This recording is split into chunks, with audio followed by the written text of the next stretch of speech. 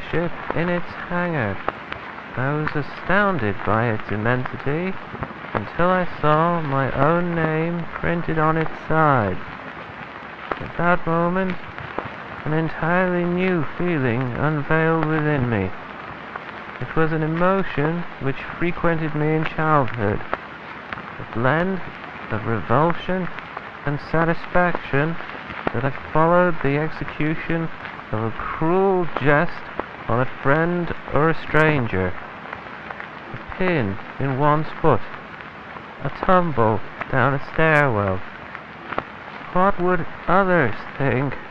I thought to myself, at the sight of a foreign airship bearing the name of the American president dropping explosives upon cities of unarmed civilians. I wish to say that revulsion was my sole reaction to this invention, yet I cannot deny that I was proud of this magnificent vehicle. It was perhaps the greatest war machine ever developed by mankind, made possible by yours truly. By nightfall, shame outweighed pride, and I requested the immediate removal of my name from the airship and all its future successors. Although the Germans complied, they continued to refer to their airships as Rockefellers. I knew that removing my name would not obscure the facts for very long. It was inevitable that the American public would one day become aware of my secret dealings in Germany.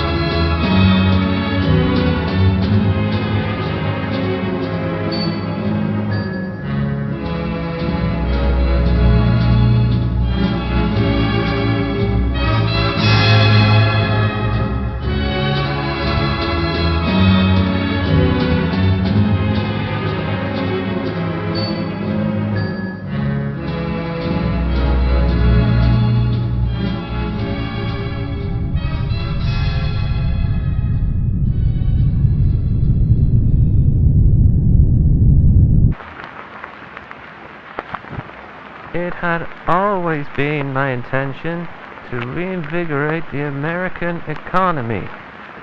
Once I had been debriefed of the situation in the Grand Canyon, the overpopulation of crowns, I realized that I was also hearing the beginnings of a solution to the impending economic collapse.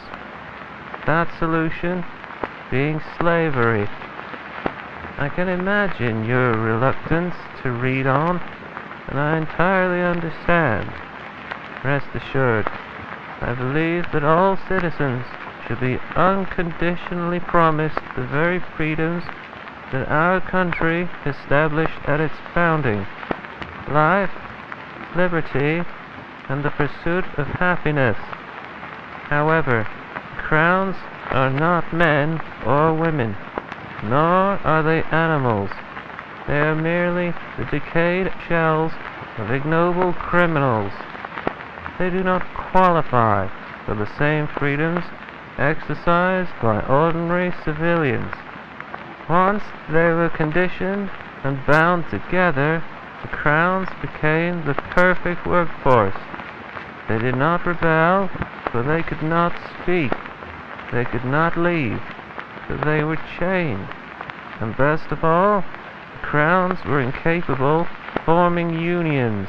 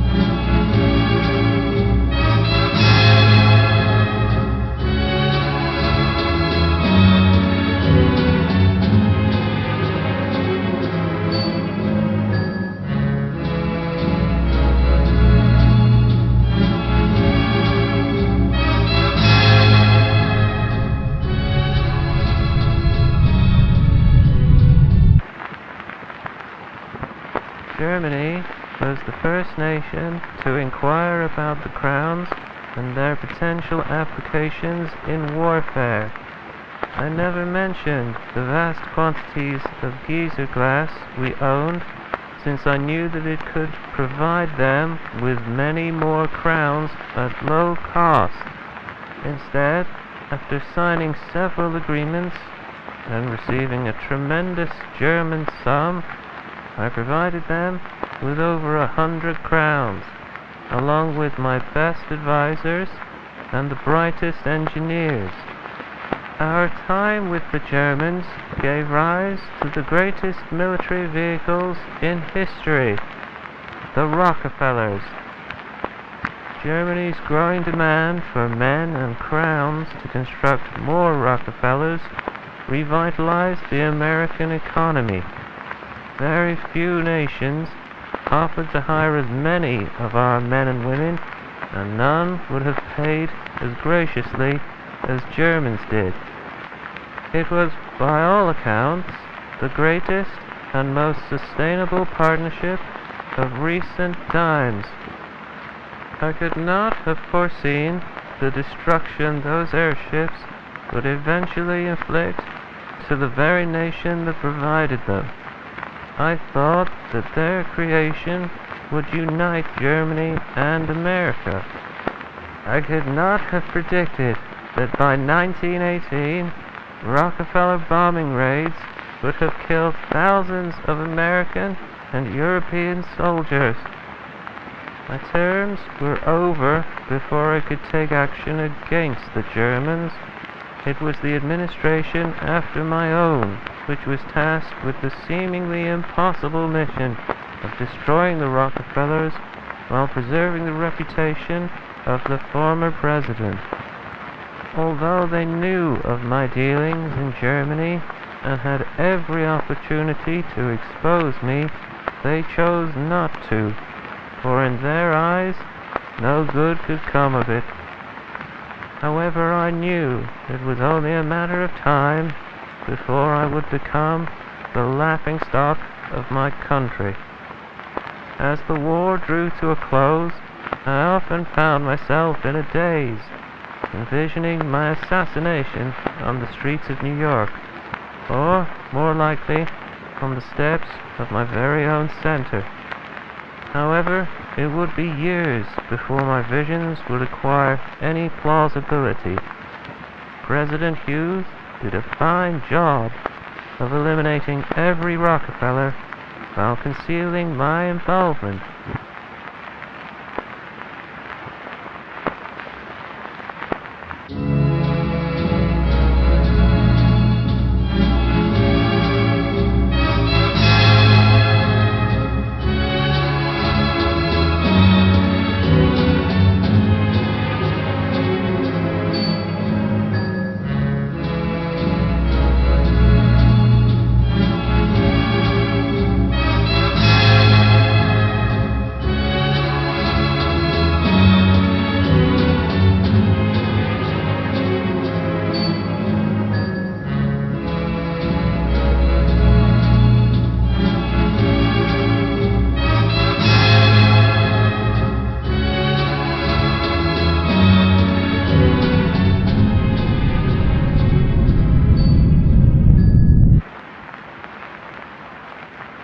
It is a miracle that only now the news of my involvement in the Great War has become widely known.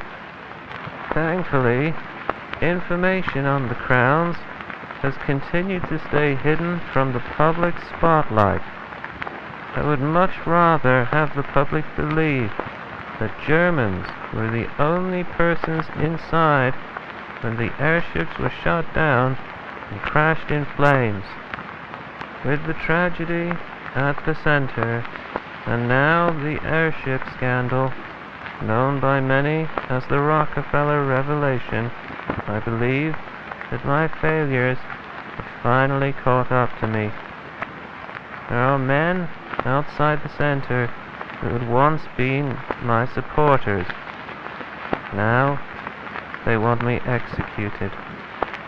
The policemen have kept the crowds at bay, So I believe that my assassination is, like the revelation, inevitable. To be elected the president of a country is the greatest honor a people can bestow. But at the moment, I do wish to be the famous oil tycoon that young Virginia Arnoldson believed I was. Forgive me.